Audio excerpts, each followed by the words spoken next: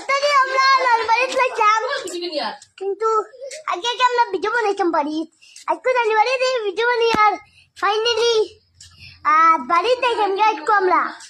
আপনারা জানতে পারেন তো বাড়িতে যাইতাম, কিন্তু আমার মামা একজন হয়েছি না বউ, তাই যাবো হয়তো না কিনা হইতাম সে।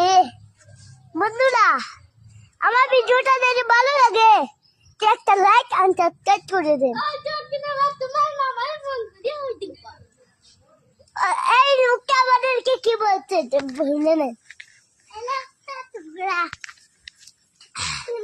লোকটা কিন্তু চুগলাকে আমার মতন না, একটু আরব কালার, গেঞ্জিটা আরব কালার। ফাইনালি আমরা নানি বাড়ি থাকতেছি তো, কেউ বলবেন না আমরা নানি বাড়ি থাকতেছি বলে।